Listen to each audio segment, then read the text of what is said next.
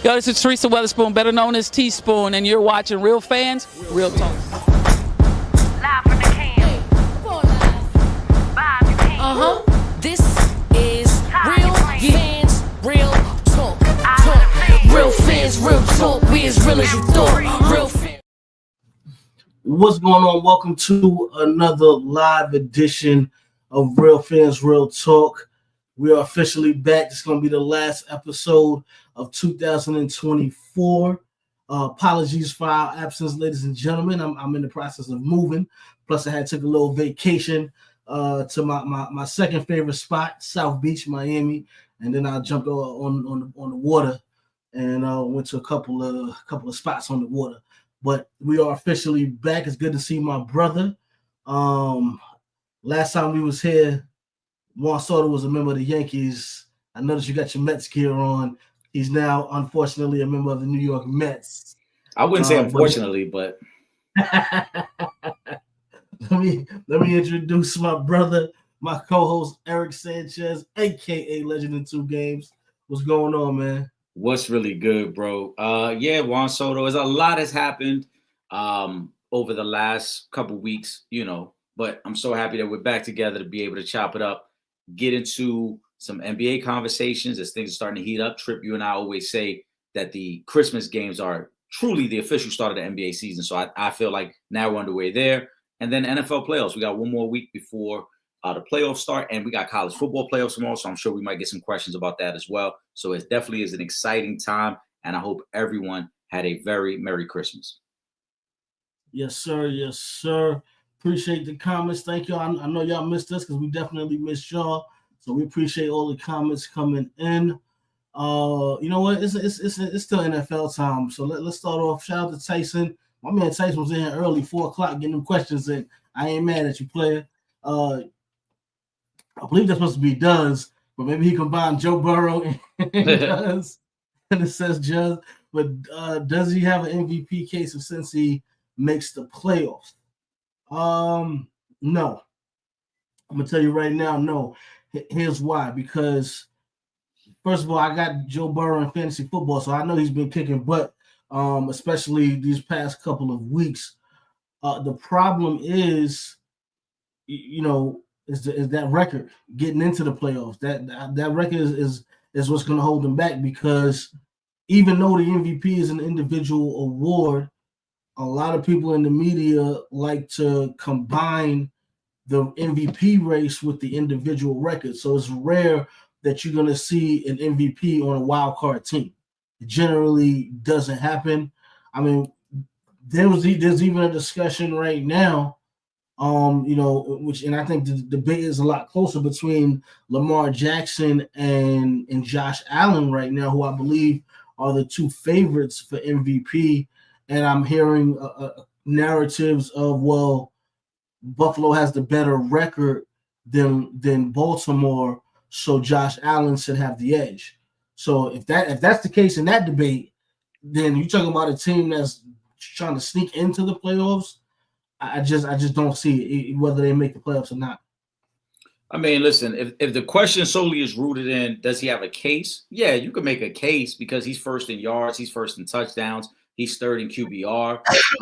So his numbers are favorable in comparison to the other two quarterbacks you mentioned. So if you want to say, does he have a case and should he be a top 4 candidate, top 5 candidate? I'm okay with that. But is he a legitimate contender to win MVP? Absolutely not. I think, as you mentioned, the two quarterbacks that we've talked so much about, Josh Allen and Lamar, are 1 and 2, in whatever order you want to go there. And I think Saquon should be number 3. So after those 3 guys, if you want to throw Joe Burrow's name in there and say, hey, he should be considered, sure, he can be considered. Is he a legitimate candidate to win? I don't think he is. Yeah, I just don't see it happening. And again, I got him in fantasy, so I love what he's been doing the past couple of weeks. But nah, you can't just be coming around the last leg of the race and you've been slacking this whole time. And these two gentlemen have been putting in work this entire season, and then you just gonna surpass them. And then there's a guy in Philadelphia who could possibly break the all-time rushing record. Yeah, so, no, I don't think you just jump the line on those 3 guys. Absolutely not. I think, again, Joe Burrow's had a phenomenal season, and it's not all his fault. because I agree with you. The record and that narrative is going to be a part of the MVP conversation. It's not always fair. Joe Burrow can only do what he's doing in terms of leading his offense. And you see the numbers match that. The numbers back that up. 40 plus touchdowns, only 8 interceptions on the year, over 4,000 yards passing. So he's doing his thing. But I don't think his impact on the Bengals is more important than what we've seen from Josh Allen, Lamar Jackson, or Saquon Barkley. I think those three guys, rightfully so, are the top 3 candidates because of the impact they're having on their team, winning games, having an opportunity to be Super Bowl contenders. And if it is, why hasn't it translated into those wins, right? Because when we talk about guys that can get you an extra 2 or 3 wins in the season just based off of them, right? So then why haven't the wins been there if that's the case? So is what it is. But shout out to Joe Burrow, man. They playing well. And listen, at the end of the day, MVP aside, you want to go into the playoffs hot, as opposed to you know what I mean. They are a scary team, and they're going into the playoffs very hot right now. I wouldn't want to be the team that sees them in a first round playoff matchup. I'll tell you that right now because you're gonna have your hands full. Let me go to this one since we're talking MVP. Lamar Jackson's plus 250 to win the NFL MVP. I mean, I'm gonna say put the money on it. I'm gonna say put the 5 on it, put the parlay, something, put it down on it. You see what's going on up here. You see what my guy's been doing the last couple of weeks. You see what Lamar has been doing the last couple of weeks. So that's my pick to win MVP. And then here's the thing why I mentioned earlier with the narratives of the better record, right? Because statistically, I would say Lamar is having a better year than Josh Allen, but then you're going to have the guys that are going to have the arguments of, well, yeah, but Josh Allen has the better record, right? But again, I mean, shout out to Lamar Jackson, everything he's doing this season. Again, this is his best year. He just passed Michael Vick as the all-time rushing leader for quarterbacks. You got to love that. Shout out to my guy, Mike Vick, as well. You know what I'm saying? So that's my pick. But again, I know how the storylines go. I think Lamar's having his most complete season. And I love the growth of his game. I always talk about he needs to become a more complete passer because then that alleviates that just takes away an opportunity for you to beat him anyway. Because the knock on him has always been just get a lead and force him to be a passer, and he most times can't come back and beat you. I think he's done away with that narrative this year. He's done a great job of that. But the one thing that's going to hurt him in this MVP race, Trip, I don't think it's just record. The Ravens obviously have a great record. They're probably going to be number 3 seed. They beat Buffalo head-to-head when they played in week 4.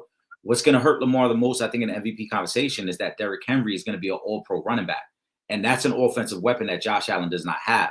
So even though Lamar's numbers, passing-wise, I think he got about 150 to 200 more passing yards than Josh Allen. We know the rushing yards are comparable, though Lamar has the edge there. But when it's all said and done, Lamar has that safety net of knowing I have an all-pro running back that I can still hand the ball off to. And we know Derrick Henry's having a great year as well. Whereas if you look at the Buffalo Bills, they don't have another weapon comparable to that. They don't have anybody on their roster outside of Josh Allen that can strike fear in your heart the way Derrick Henry can. And I think that's what's going to hurt Lamar in winning the MVP. Sometimes when you have a teammate that's so good, it can kind of devalue how important you are. I agree. And now here's because when we talk about Joe Burrow, right? See, with Joe Burrow make the playoffs or not, you're gonna say because you're gonna use that same argument, right? Because he has an all-pro wide receiver in Jamar Chase. So, but you're absolutely right. Josh Allen does not have that. Now he has James Cook, who's played very well this season, has been very productive. But he's not all pro. He's not arguably the best running back in football, right? He's not that. Amari Cooper, that's my guy, Roll Tide. He's not the Amari Cooper that had a career year with Dak Prescott that year. He's not that anymore. Respectfully, that's still my guy, but he's not that anymore. So yeah, I agree with you on that one. That's where the problem is going to come in.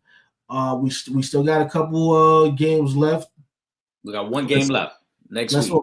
One game left to see how this thing goes. See if somebody can come in, sneak and steal the MVP.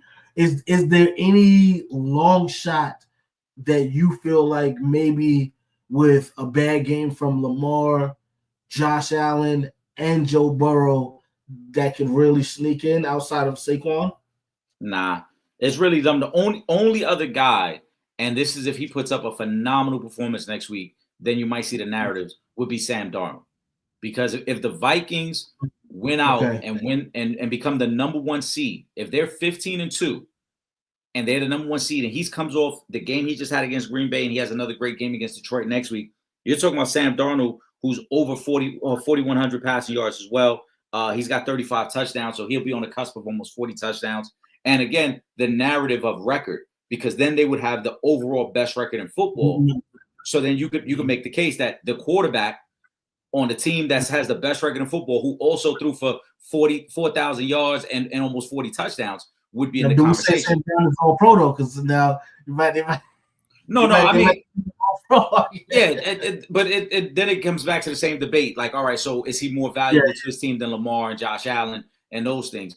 I was just saying from a standpoint of a long shot. To me, the top three are going to be the top three, because whether Saquon breaks the rushing record or not, Saquon Barkley just went over 2,000 yards, and he is easily the most important piece on the Philadelphia Eagles. You see that from the moment that they've started to just feed Saquon Barkley, this Eagles team is taking off to the point they're at right now. We know what Lamar means to Baltimore. We know what Josh Allen means. Josh Allen and the Bills don't have much to play for next week. It's very possible Josh Allen only plays a half next week. Lamar and the Ravens may not have much to play for in their game as well. So similar situation. So we might see some of these guys sit for the second half of their games if there isn't much opportunity to move up in the standings or possibly move down. For the Ravens, they're holding on to that lead, but do they want to, or could they slide down if they lose? Absolutely. And so those things play a factor. I still think the top three guys are the top three guys. A long shot outside of that to me would be Sam Darnold. Now let me ask you this. First of all, shout out to Lemon Rice and Grandma. We appreciate the comment. Mm-hmm. You know what I'm saying?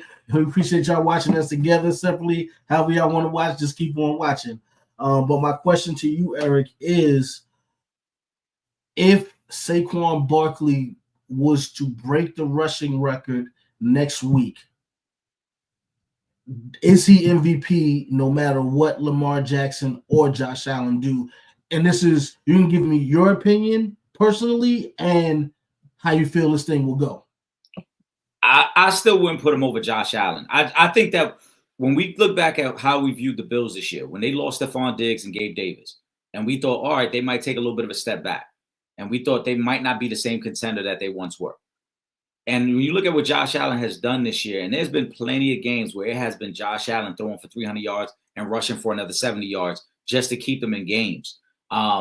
Aside from that week 4 loss against Baltimore, there isn't there isn't a game this year you could point to and be like, Josh Allen just didn't show up. He played well all year from start to finish. So for me, I think it's Josh Allen with a sizable lead over Saquon. I think the rushing record will be great, but we also know what's going to happen next week. Philly doesn't have anything to play for.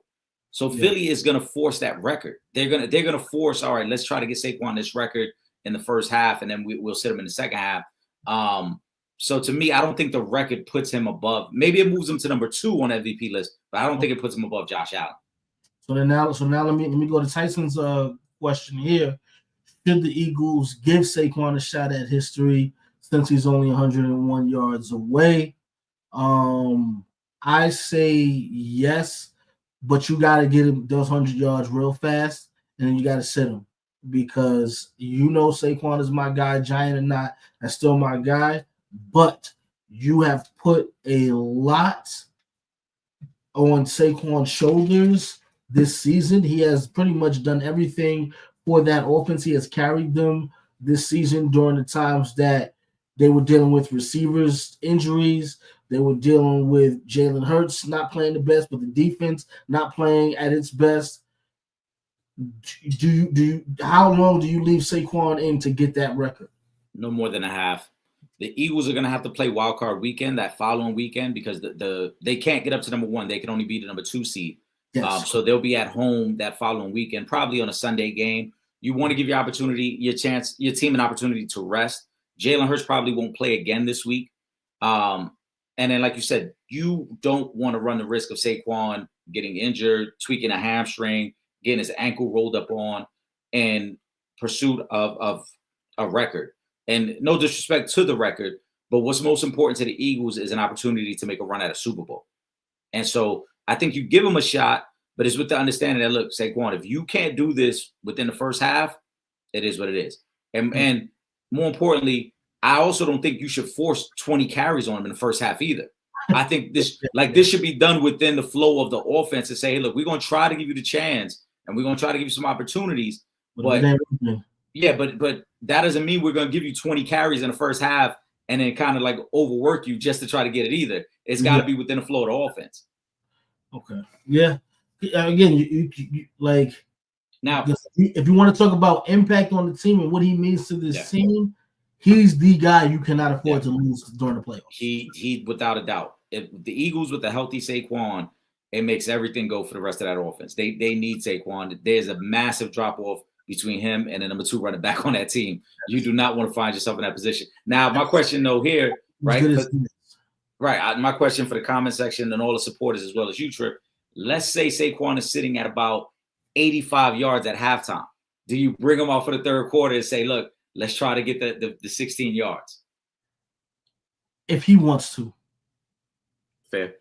I let him. If he wants to, if he's at 85, even if he's at anything above 75, because again, we're talking about 101 yards. So if he's at anything above 75 and says, yo, you know what? Let me go get that record.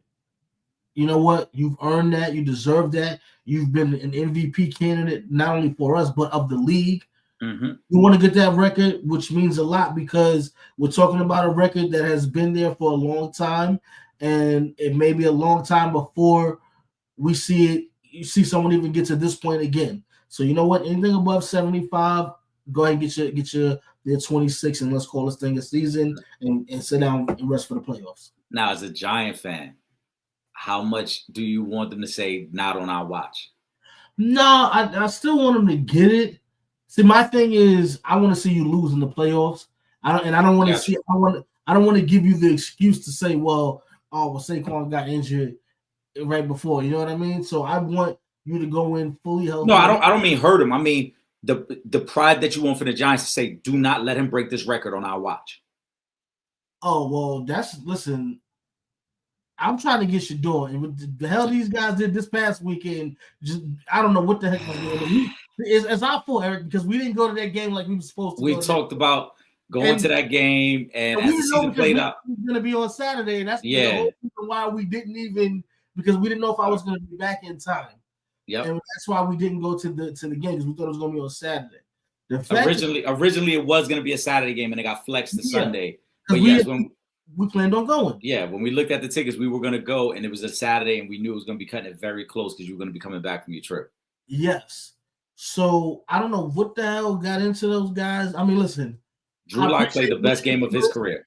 I should have picked him up in fantasy football for this past week. If I had known he was going to do all of that, I know what Malik Neighbors is capable of, but to see him put up 171 yards and 2 touchdowns, you know what? We still got a chance at the number 1 seed. Fine. But you know what? Saquon, go in there and do your thing. But you know what? Listen, and get the win, and let's close this thing off for the Giants, and let's hopefully we can still get Shador, and then we go from there. But you know what? He deserves it. It is what it is. He earned it. He deserved it. He went out there because it's not a situation. This isn't a situation where Saquon just said, you know, this isn't a Juan Soto situation leaving the Yankees. You know what I mean? The Giants organization dropped the ball on bringing back Saquon Barkley. I cannot be mad at Saquon for now going out there and doing his thing. Now, the Giants gave him a nice lucrative offer when they should have, and then he turned it down to go to the Eagles, then I'd be like, man, F that record. Nah, sit him. Don't let him do, you know what I'm saying, and lose. But no, the way it played out, as much respect I have for Saquon. Again, remember, Saquon is extended family to us, because that's how Rand Barkley's nephew. So that's like extended family to us. So nah, man, I want to see him go out there and get it if he can, get that record, because the NFL is not, putting respect on a running back's name like they used to. You know what I mean? So you know what? You got a chance to go break that record, go get it, Saquon. Yeah, that's a fact. It is what it is. Let me see. Hold on. Let me see. We got a couple more NFL questions up here. Let's talk to the young boy. What did Jaden Daniels prove 354 total yards, 3 touchdowns, interception. I think anything he was going to prove, he already proved it this season. He's been phenomenal as a rookie. So I didn't think he had anything left to prove.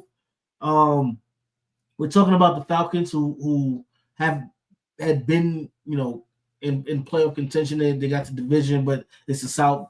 You know what I mean? So this is not like one of the upper echelon teams in the NFL that they're playing. But again, I don't think Jaden Daniels has anything left to prove. I think he's clearly shown he's the best quarterback in this draft class, hands down, no debating. He did that already. So I don't think there was much left for him to prove. I like seeing him do well. I do like the fact that he broke the rookie rushing record for a quarterback, which was held by a former Washington member in RG3. I do like that. But I think it was just another great game under his resume. That's all. Yeah, I think anything he had to prove has already been proven weeks ago. He's going to be the offensive rookie of the year. As you mentioned, he is clearly the best quarterback in this draft class. Now, obviously, Caleb Williams has time to figure that out. Michael Penix, I think, has a bright future. But right now, Jaden Daniels, without a doubt, the best quarterback in this draft class. I think, right now we're going to start having conversations about where does Jaden Daniels rank amongst the best quarterbacks in the NFL. Because I think even as a rookie, he's shown a lot of poise. And these 2-minute drives and these comebacks, they are something special when you consider a rookie is doing this. And when you look at where the Commanders were as a franchise prior to Jaden Daniels and where they're at now, they look like a completely different franchise. They actually look like a competent, legitimate playoff team with Jaden Daniels as their quarterback in comparison to what they look like for the last couple of years with the likes of Sam Hankey and different guys like that. So I think he's proven everything he needed to prove even before yesterday's game. It will be very interesting to see what happens in the playoffs for Jaden Daniels, because if they are the 7th seed and they get that third shot at Philly, we know they had the dramatic comeback against Philly a couple of weeks ago. And that would be, again, an opportunity as a rookie. Yes, you got to go on the road, but there's a team that you faced 2 times already, so you're very comfortable against them. And if they happen to get up to the 6th seed and they get to face the winner of the AFC West, I think that's a winnable game for them as well. Right now it looks like it's going to be the Rams. That's a winnable game for the Commanders. So I think the future is very bright, and he's already proven what he needs to prove. Jaden Daniels has put his stamp on this football season. He is by far the rookie of the year. Absolutely. Now, is Michael Penix Jr. already the second best QB in this rookie class? I'm not ready to say that just yet. He's had 2 starts. And as we know, once the league gets some footage on you, they'll have an opportunity to make adjustments to you. With that being said, I am a big Michael Penix fan. I talked about it in the draft. I really wanted him to go to Minnesota because I thought he would have been perfect with their weapons of Addison and Justin Jefferson. But he's landed still. No. Yeah. But he still landed in a great spot with Atlanta. Only reason I'm not going to put him at second best is because I do think that Bo Nix as a rookie has had a better season. Now, Bo Nix has had more opportunity as well. So that's not to say that Michael Penix can't be better than him. It's just Bo Nix has started from day one, whereas Michael Penix just came into the mix 2 weeks ago. So I wouldn't put him ahead of Bo Nix just yet in terms of second best rookie quarterback. I think Caleb Williams had a terrible rookie season. The sacks. He's already had a Caleb Williams, you're saying. Because you didn't mention Caleb Williams. Nah, I have. You were saying to Yeah, I've got Bo Nix ahead of Caleb Williams. I think Drake May had a better rookie year than Caleb Williams. Yeah. Especially when you consider the weapons. Yeah, when you consider the weapons, right. Drake May has literally no weapons, and Caleb, we bragged for weeks about all the weapons he had as a rookie. So I just think that Caleb Williams, they got to get their O-line situated, because my fear for Caleb Williams is the hits are going to mount up. And remember, it's crazy when we look at Sam Darnold now, we look what happens when you give him weapons and you give him a competent head coach. Remember when Sam Darnold was saying things like, I'm seeing ghosts out there with the Jets, because he was getting hit so much. Yeah. And that's what my fear is for Caleb Williams, that he's going to start to get gun shy out there, trigger shy, because he's getting hit too much. There's no reason that your rookie quarterback is getting sacked 7 times in a game, 10 times in a game. Those hits start to add up, and the kid will lose confidence if they don't fix that offensive line. Yeah. Yeah. I mean, they got draft picks. You better do something. You ain't got no choice. You got to protect that kid. But yeah, so I think Michael Penix, we got to see more tape on him before we can just jump him up to second. But right, basing this off of what I've seen thus far, I think he looks like he's going to be a good quarterback. I think he does have weapons out there. He has a really good wide receiver in Drake London. He has one of the better tight ends in Kyle Pitts. Bijan got is one of the best running backs. Yeah, running back in football right now. To be honest with you, he may be the third best running back behind Derrick Henry and Saquon Barkley. Maybe you might argue one of the other guys, but he's there. He's in the conversation. I still would take. I like Jonathan Taylor a little bit more. And I really like Josh Jacobs. I think Josh Jacobs had a really good year with Green Bay this year as well. Yes. But Bijan is in the conversation, yes. Yeah, right. I don't think you put him out of the top 5. And I think it'll be hard to go. Is he top? No, he's there. He's one. So you got weapons. That's the bottom line is you got weapons. But yeah, you got to see more tape before we just jump him up to 2 because we got to give respect to guys like Bo Nix, to guys like Drake May, who have had solid rookie seasons, and they've been doing it for a couple of weeks now. Obviously, Caleb Williams did not live up to the hype. Those offensive line issues, I guess, were worse maybe than we imagined they were, because again, like you said, you cannot have 7. You cannot have your quarterback get hit like that 7 times a game is crazy. He's not going to last long in this league, and in a league where concussions run rampant. Go have a conversation with Tua, okay? You cannot leave your young quarterback, unprotected like that if he's supposed to be your franchise player and lead this team for the next 10 plus years. You cannot have him taking these kind of hits in his rookie season that consistently. I watched the game against Seattle. They consistently shot themselves in the foot with holding penalties or blown assignments. Mm-hmm. There is 1 week left in the season, Trip. He has been sacked 67 times. Gee, 67 times. Jeez, bro. I believe the record. I believe, and I could be wrong. I might have to double check. I think David Carr, when he was a rookie with the Texans, had the record. I think it's like 72 sacks.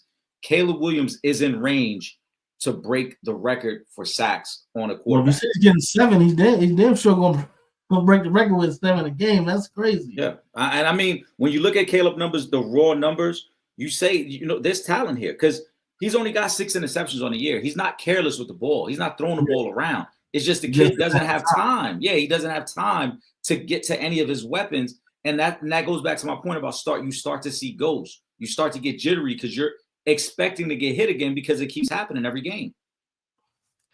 Well, they better do something, and they better, whatever they're going to do, they better do it fast. Did Josh Allen lock up the MVP this weekend? No, he did not lock up the MVP this weekend, or we wouldn't even be having these debates that we've been having, because he did not lock it up. Now, he played great, no debating. It's just that Lamar also played great this weekend. It's just that, Saquon is still just 101 yards away from breaking the all-time rushing records in the season. So I don't think he locked it up. I think this thing is going to come down to the wire, and I love it. Yeah, I don't think he locked it up just yet. I still have him as the favorite, but again, I wouldn't say he locked it up just yet. He's got another performance this week to steal this thing. I looked it up. The record for sacks on a quarterback in one season is 76 sacks. It was David Carr. I had said 72. It was actually 76. Was that his rookie year? It was rookie year in 2002. So Caleb, 9 sacks away from a record that you don't want to have. Now, that's more so goes to his offensive line. That's their record. Oh, yeah. No, it's on his offensive line, but it's still one of those things where you don't even want your name down. I don't want to be attached to that either. Yeah. Just from the standpoint of your physical health, you don't want to be attached to a record like that. Oh my goodness. We got a couple more football questions. Are the Vikings a legit Super Bowl contender?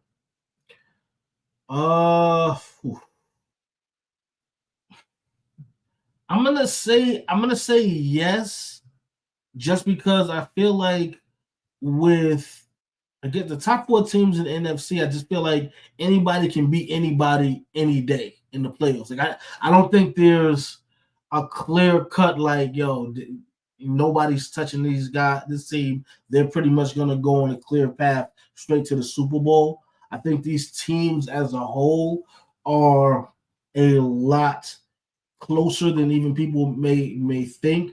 And I mean, Detroit, Philly, Minnesota. I think that these teams are very close, and any one of them could win any given Sunday. So Yeah. I would say yes, they are a legitimate contender because I do think they have the chance to make it, especially if you can get that offense clicking the way it clicks on some days. That Minnesota offense, they have arguably the best wide receiver in football in Justin Jefferson. They also have Jones, who's he hasn't missed a beat since coming to Minnesota. You have a really good set of weapons after that. Yeah, Hawkinson is back now, and he's been looking like himself. So yeah, I think these guys can compete with any of the big 4 teams in the NFC. So yeah, you got to have them as contenders. Now, will they win it all? That's a different question. That I don't know, but I think they are a contender legitimately. I think they're a legitimate Super Bowl contender. If they win next week and have that number 1 seed, it strengthens their case because they would get the bye, and then they would know everything has to come through Minnesota. Mm-hmm. But even aside from that, they're 14-2 Trip. They haven't lost a game in 2 months. They're on a 9-game winning streak. The last time they lost was October 24th when they played a Thursday night game against the Rams, which was after a Sunday game against Detroit. So they had played Detroit and the Rams back-to-back. They lose those games on a short week. But since then, they've been flawless. I think yesterday they put their official stamp and put the rest of the NFC on notice as well that, hey, look, this is more than just a 2-team race. This is not just about Detroit and Philly right now. We're in the mix as well. Offensively, as you mentioned, they've got a very good collection of offensive weapons. Jefferson, Addison, TJ Hawkinson, Aaron Jones to support Sam Darnold. But then defensively, they lead the league in takeaways. So they're a very opportunistic defense as well. And they can make plays on defense. And we saw it yesterday in the first possession of the game, they stripped Josh Jacobs a fumble that kind of set the tone for the rest of the game, and they hounded Jordan Love yesterday. So I think they are a legitimate Super Bowl contender. Matchups are going to be the key because if they don't have the number 1 seed, what's going to end up happening is they're going to slide down to 5. Mm-hmm. And if they slide down to 5, their path to a Super Bowl is a lot tougher because they're going to have to go on the road every game. And I don't know. I think their style is best suited for a dome, yes, where weather can affect the game. Whereas if you get them on the outside, that might change things if they got to play in some inclement weather in January. So to me, they are a legitimate Super Bowl contender, but I think their case is strengthened if they're the number 1 seed. Now, let me ask you this, and I wonder, I've been meaning to ask you this. Is this Minnesota team the same and doing the same thing if J.J. McCarthy doesn't get injured? I don't think so. It's a lot to ask a rookie and think that you're going to win 14 games with a rookie. So I think with J.J. McCarthy, they had a chance to be good, but who's to say that J.J. doesn't come out and struggle his first couple games as a rookie? Right? Yeah. Sam Darnold, I think, had the luxury of, as a veteran and being around the league for a little bit, having a better understanding of the situation he was going into. And I thought Minnesota early in the year did a great job. They did not put the pressure on Sam Darnold to just throw the ball. Early in the season, they relied on their defense. They relied on their running game. You look at Sam Darnold's numbers. As the season went on, he got better as a quarterback as he got more comfortable with the offense. Because remember, early in the season, Justin Jefferson wasn't putting up crazy numbers. Yeah, teams were able to double team Justin Jefferson to take him out, and the Vikings were just being very patient with their offense. And as the season went on, now they've unlocked all the weapons now because Jordan Addison every week damn near scoring a touchdown. You know what I'm saying? Justin Jefferson, you don't book him for 100 yards because it's going to happen. You can't take him away. TJ Hawkinson. So they got a great collection of guys, and I think they're very, very good. J.J. McCarthy, they might have still been able to be a playoff team, but I don't think they would have been a Super Bowl contender. There you go. Let's well, you know what, before we switch over to the NBA, who you taking tonight? Detroit versus the 49ers. Who you got in that game? I got Detroit. Even though if they lose tonight, it doesn't change anything. They could still win the division next week and be potentially the number 1 seed. But I just think Detroit is trying to get right. Defensively, they've been a little banged up. And the 49ers are so banged up at this point. Detroit also wants revenge. Detroit should not have lost that NFC Championship game in San Fran last year. So I'm sure Dan Campbell is sending the message to his team. Let's go out there. Let's make a statement here before we close out the season next week. Absolutely. I agree. I got Detroit winning this thing as well. Let's switch over to the NBA. Let me see. Actually, you know what? Let's go to Hoop Ball Scoops question. What's y'all thoughts on the NBA ratings being down? We in a transition. You know, the stars that we've come to know and love are starting to age out, and we got a new crop of stars that are starting to blossom, but they're not on that level just yet. And then the stars, you know, they're also who we know as the guys aren't winning the way they once were when they're in their primes. However good or you know their individual performances may be, they're not on winning teams. You know, right now they're just struggling. Kevin Durant, the Suns, they haven't been, you know, a team that we think have a big three. The Lakers, you know, they're middle of the pack. Same thing with Golden State, they're middle of the pack. You know, Russell Westbrook is on the bench right now for Denver. Like the guys that we've come to know and love, and the new guys are coming in, but they haven't ascended to the level of a LeBron James just yet, of a Steph Curry, of a Kevin Durant, of a James Harden. As far as globally, they haven't ascended to that level just yet. So I think it's just that we're in the transitional period right now, but that'll change very soon. I think that's a part of it. I think what's really going on and what people have forgotten is that most of us don't really pay attention to the NBA until after Christmas Day. Christmas Day for most people is the official start of the NBA season. And right now the NBA has been competing against the NFL.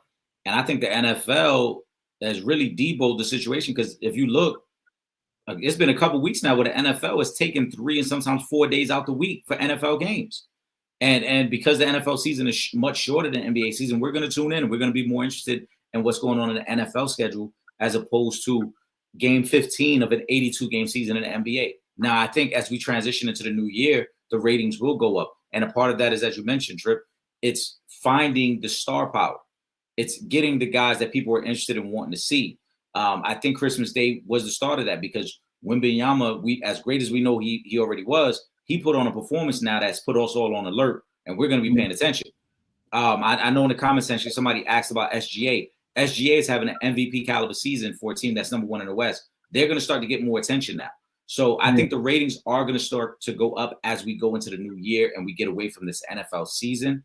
Things will be fine, but we're panicking about something that we already know the answer to. Most of us don't pay attention to the first 20 to 25 games of the NBA season anyway.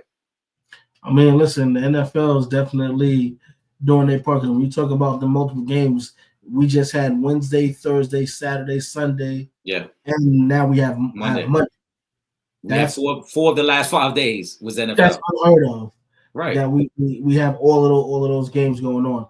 So they're doing their part. And I was thinking about this the other night.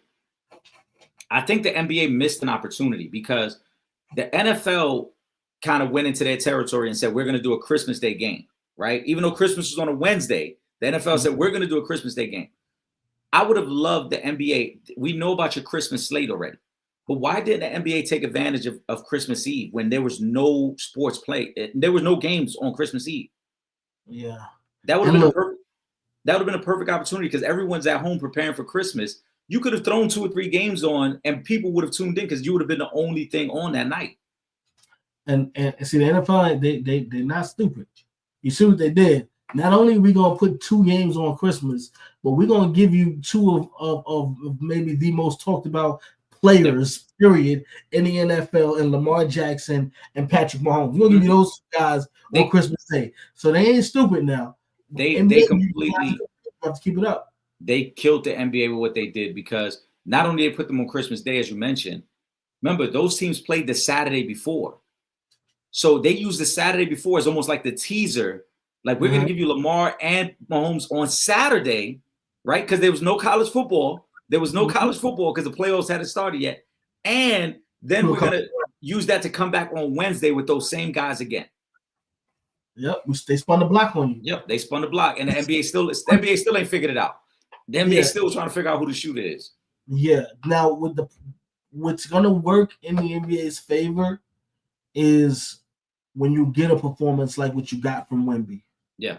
Right? Because with Wemby, see, the good thing about Wemby is he's already one of the most talked about up-and-coming players just because of his physical attributes, first and foremost, right? Him being the 7'6" guy who can do all of these different things.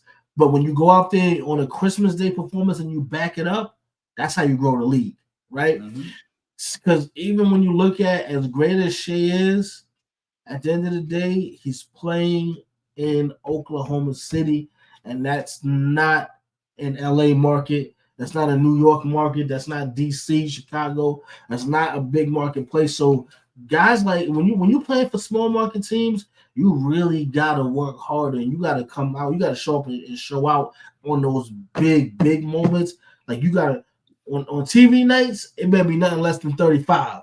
On a Christmas Day game, you better be looking at 40 to 50, especially for a smaller market team, right?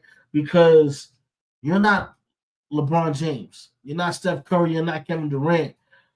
And I'm not talking about talent when I say that. I'm just talking about as far as notoriety. You're not these guys. So in order for you to get to that level while you're playing in a small market, when it comes down to like the Christmas Day games, the New Year's joints, All-Star Weekend, you gotta really show up and show out, because that's the only way you're gonna expand the NBA brand when you're talking about smaller market teams. Because there's a lot of people that still don't know SGA. We know SGA, yeah. We think he's MVP caliber talent, but the average person out there, whereas like the average person would know LeBron, they know Shaq, they know Kobe, Mike. The average person don't know SGA. Yeah. Only hardcore basketball fans is gonna be able to tell you, oh, this Shea kid is nice. He's the next up. You know what I mean? So we kind of just need just a little bit extra. But Wemby's on his way. He's doing that. Like I said, that was a great performance. Mikal Bridges had a great performance as well. A couple of nights ago, we saw with Jalen Brunson that you gotta have those big games from your superstars in big moments. That's how you grow the brand. Yeah, I agree. It is what it is. Shout out to, since we're talking, I'm gonna go back to Hoop Ball Scoop again. Since I mentioned it, I see Brunson gave someone a 55 piece with fries the other day. I just don't like his style of game, but it's effective. What do the Knicks need to maybe get to the finals?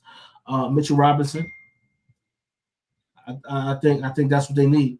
A healthy Mitchell Robinson. I think they have everything else that you need. Eric, I'm not a Knicks fan, but I have talked about this move for 2 years for the Knicks and said that was the move that they needed to make to push themselves into that next level, that upper echelon, to where we're sitting here saying, oh, wait, nah, these are legitimate NBA title, NBA finals contenders, this New York Knicks team. That 1-2 punch of Brunson and Karl Anthony Towns has been even better than I thought it could be. Because he had, I believe, was it 30 and 15 to go along with Brunson's 55 piece the other night. But this 1-2 punch is something special. Whether you like Jalen Brunson's style or not, most guys cannot stop it, clearly. Yeah. Third best record in the East. Fifth best record overall in the league. I think the Knicks are in great shape. What they need, obviously, is a healthy Mitchell Robinson. And they need one more guy on the perimeter. Because I think if they can get one more guy on the perimeter, just another shooter, and possibly move Josh Hart to the bench, it'll strengthen out their team a little bit more. But they other than that, they don't need much. I think the team is figuring out their identity. I think the defense has gotten better recently. The offense is clicking, as you mentioned, not only with Brunson and Cat, but we saw Bridges have a 40-point game. We've seen OG have a 40-point game this year. I think the Knicks are the first team to ever have 4 different guys on their team have a 40-point game before the All-Star break. So that speaks to how good this offense is at this point. And as you mentioned, the best defender on this team is probably Mitch Robinson, and he hasn't even played yet. So when they get him back to go with Precious off the bench and McBride, now you have a full complement of weapons. In terms of Brunson's game, I love Brunson's game because he's a smaller, under the basket type player. And so it's gonna agitate some people, but he's not a high flyer. So he's gotta work on things that other guys don't work on. And that's why he's so crafty with, shooting off the wrong foot and playing off 2 feet and different things like that. So I think Brunson is a phenomenal player who has really crafted out his own niche and his style of play. He's the type of leader that the Knicks need. And Karl-Anthony Towns might be the best player on the team, but Brunson is the leader. I think the Knicks are in great shape to make an NBA Finals run. But the East is tough, bro, because I think Boston's going to figure it out. I know they're in a little bit of a rough patch right now. Milwaukee, I don't know how much the in-season tournament means or doesn't mean, but I do know what I saw from them in the in-season tournament. They looked a lot like we thought we expected them to look like in terms of their 1-2 punch. And Cleveland right now is leading the way. So the East is going to be very, very interesting. Yeah. Cleveland are still they gotta show improve in the playoffs. I agree. But they're there right now. But right now they are there. Lakers traded D'Angelo Russell to the Nets for Finney Smith. Did the Lakers get better or basically the same? I'm gonna say they got better just because they didn't need a perimeter defender. D'Lo coming off the bench now, his numbers are low. He can still score, put up buckets. He can still be a walking bucket. But I think for what they need, defense was higher on the priority list. And Finney Smith is a 3-and-D player, so he can still knock down the three. But I think more so they need a perimeter defense, and that's what they get. They also get Shake Milton in that trade as well. So I'm okay with it. I still believe the Lakers will make another move or two, like little small things. But I don't mind this because, like I said, they did need perimeter defense. That was a big issue for them. Lakers got better. I just talked about the Knicks needing another perimeter guy. Finney Smith would have been perfect. 6'7", somebody who can guard anybody from the 1 through the 4.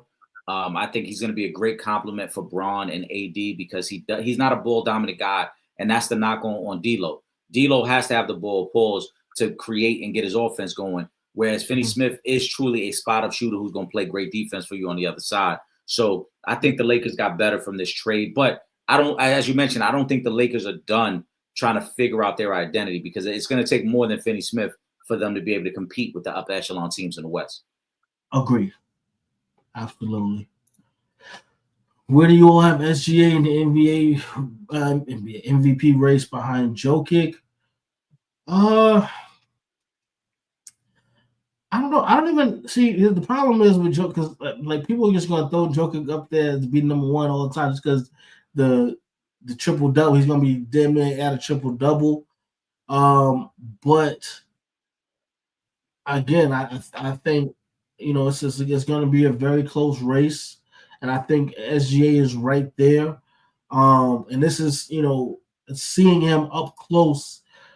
Big shout out to Joe's.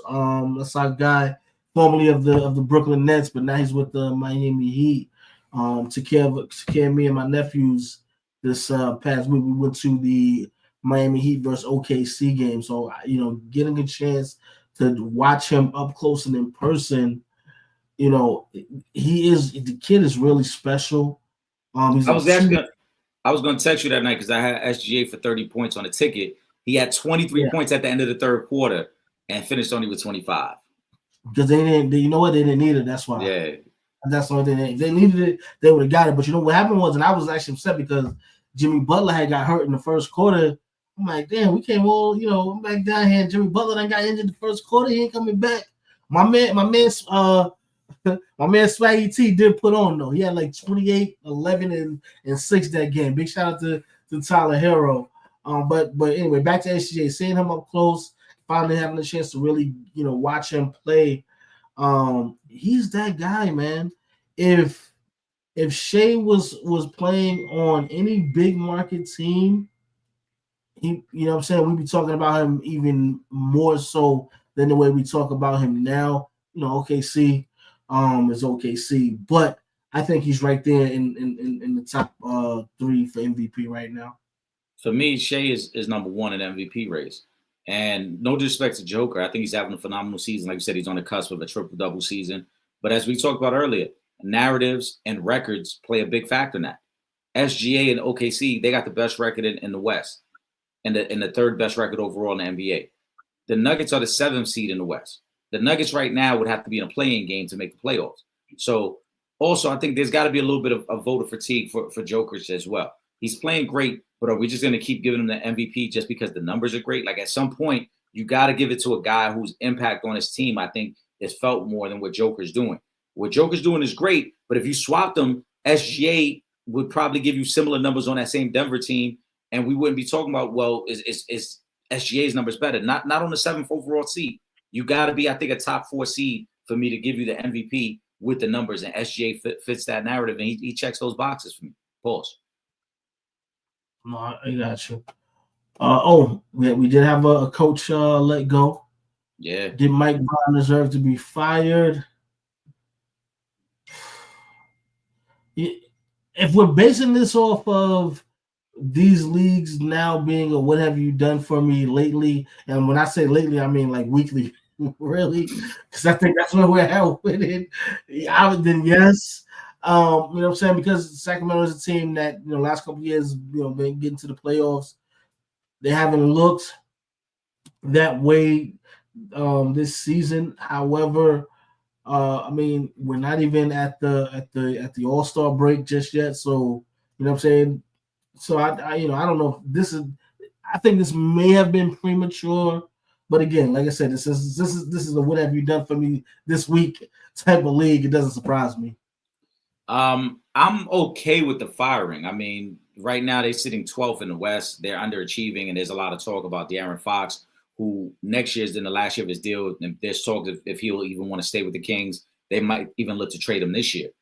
I think the way it was handled is what everybody's reacting to, because he wasn't even granted a face-to-face meeting with the owner. It was through a message that was sent to him, which to me is disgusting. As an owner, I think Mike Brown has at least earned enough respect to get to sit down with the front office and be let go like a man, because this was a guy who led y'all to the playoffs 2 years ago. This is a guy, after like missing the playoffs for 16 years, he comes in and kind of restored a culture there and got you guys to the playoffs. And they had a great series with the Warriors in the first round that year. He kind of unlocked De'Aaron Fox as an all-star. So, yes, they were all to a rough start. But at the very least, you sit down with the man and you give him his due respect. And if you're going to let him go, then you let him go right there, in person with a handshake, not over the phone as he's traveling. That's the part that I see. You're getting a lot of reaction from coaches like Mike Malone, like Steve Kerr, who are speaking up for Mike Brown and are saying the same thing, that Mike Brown deserved better. That was a classless move by the Sacramento Kings. Yeah, I agree. Let me go down to let me go to Miguel. He says, I just want to get your overall thoughts on the NBA game today. Do you think it's in a great place? A lot of people saying they have not watched the full game in a long time.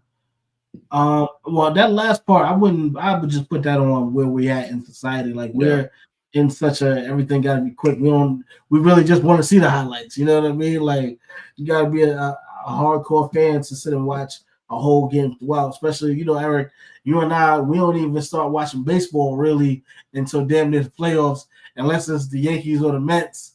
And even with those, you know what I mean? Like we ain't watching 9 full innings. Yeah. So, you know what I mean? I think it's just catching up to the other sports. Because even with, as much as I love football and basketball, I'm flipping around to every game as, you know what I mean? Like as the run, I'm going from 2 to 5 to the NFL Network to the Red Zone. I'm going from TNT to ESPN to ABC. Like we're always constantly on the move. So that last part I wouldn't worry too much. I think the NBA game is in a good space, especially. Again, we spoke about Wemby earlier, what he did on Christmas. If we're gonna keep getting performances like that, I think the NBA is in good hands. There's so many talented young players right now, so many exciting young players. Maybe they may not all be getting as much shine as we would like, depending on the market that you're in, but there's a lot of talent. There's a lot of budding stars right now in the NBA. So I think the NBA is in a good place. I think the NBA, as far as talent, is in a good place. I think the gameplay got a little goofy. A lot of threes, a lot of long threes, a lot of teams trying to emulate what the Warriors did and obviously what the Celtics did last year. And so overall, that part has turned people off.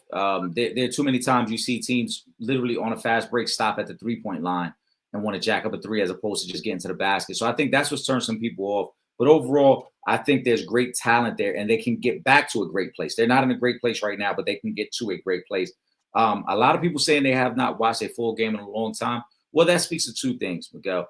One, as Trip mentioned, I think a lot of people now in the era we're in now don't really watch a full game. There's so much going on, whether they're into their phone, whether they're into their laptop, like I said, whether they're clicking back and forth between different games. And then also now we live in an era where you can just go watch the replay of a game and watch a whole game condensed down into 30 or 40 minutes. And some people prefer to do that as opposed to sitting and watching a full game and trying to kind of getting just the meat and potatoes of the game as opposed to everything that took place. But also with that, I would say shout out to Hoop Baller Scoop because I believe he posted this on Facebook as well. And my comment to that was, if you're not watching a full game, that's cool. But then you should probably keep your opinion to yourself because you can't have it both ways. You can't comment on the games as if you're watching the games because you're not. You're giving a condensed opinion based off the highlights and the clips that you saw. If you watch the full game, then your opinion and your insight on the game is going to be completely different than somebody who just watched 10 to 15 minutes worth of highlights. Yeah, exactly. Agreed. Let's take this last question and we're going to get into our final thoughts segment. Tyson says, eye test wise, Thunder, Celtics, or Cavs, who's the best team? Well, I'll tell you right now who I think has the best player out of those three teams. I think SJ is the best player out of those three teams. Team-wise, I still got to go with the Celtics. The Cavs have to show improve. And as good as the Thunder are, I still need to see Chet come back and be healthy for the remainder of the season. He is still, you know what I mean? That's a huge part of that team that's missing. And they're still playing great right now. So I want to see with him being back in, acclimated. I got to see Hartenstein. He looked pretty good. So I want to see once they're back, they're both back and the team is healthy, how they look. But right now, I got to still go with the champs, the Boston Celtics. Well, eye test wise, the New York Knicks are the best team in the NBA, but that's not who's the options are. So out of these three teams, I'm gonna say the Thunder. I don't like what I've been seeing from the Celtics, and it showed up again yesterday. Remember last year, the Celtics were damn near unbeatable at home, and now look at them this year. They've had some jinx in the armor. Yesterday, they kind of got ran out of the gym by the Pacers. So I'm a little concerned with the Celtics, and that it could just be early season struggles for a team that obviously had such a long season last year, winning an NBA championship. They had three of their pivotal players play in the Olympics, so they didn't really get an off season, and maybe that's why they're struggling. The Cavs, we've talked about it on several lives. Trip and I both taking the same stance when it comes to the Cavs. Show and prove. You got to show me in the playoffs. Regular season, this looks cool, but you got to show me in the playoffs. And I do love the Thunder. I know they got Hartenstein playing well now, but like you said, they got to get Chet. The one thing that concerns me with the Thunder, we saw it in the Cup game against Milwaukee. When Shea wasn't clicking, that team didn't look as good. Offensively, they struggled. And in the playoffs, that's what's going to happen. Somebody's going to try to take Shea out of the game, and somebody else is going to have to create and make plays. And maybe they'll get better with it as the season goes on. But based on what I've seen right now, if I'm going to say these three, I guess the Celtics get the champs. But I think I had concerns about all three. Let me ask you this. Would Jimmy Butler put OKC over the top? Nah. I don't like the Jimmy Butler fit there. Jimmy Butler, I think there's some other places with some younger teams like Houston that he might be a better fit for. I think OKC is pretty good where they're at, and they just need Chet back. But I love already what they have on defense and veteran leadership with Caruso, with Dort. Also, my concern would be if you get Jimmy Butler, what happens to Jalen Williams? Because I think Jalen Williams is a budding all-star on that team. And I wouldn't want to see Jalen Williams have to take a back seat and give up shots to Jimmy Butler. I like what they have with SGA, with Jalen Williams and with Chet when he comes back. All right. Give me a final thought, Eric. Final thought. As always, thank you guys. We appreciate all of the support. Want to end off the year right, man. Hope everyone has a safe and happy new year. Trip and I, we've been talking off air, so we got some things in the works for 2025. We hope you guys enjoy that. And man, we'll see you guys next week. Yes, sir. First of all, happy holidays to everybody. Hope you guys had a great Christmas. You guys won't see us till 2025, so have a happy and a safe New Year's. Especially if you're gonna be outside, be safe. If you're gonna be drinking, don't be driving. And 2 big birthday shout outs. 1, my sister Anna, and 2, King James. Happy 40th. With that being said, for myself, Trip Young, my brother, my co-host, Eric Sanchez, aka Legend in 2 Games. We up out of here. Peace. This is Deion Grant from the New York Giants, Super Bowl champ, and you're watching Real Fans, Real Talk. Live from the can. Vibe the king. This is Real Fans, Real Talk. Real fans, real talk. We as real as you thought. Real fans.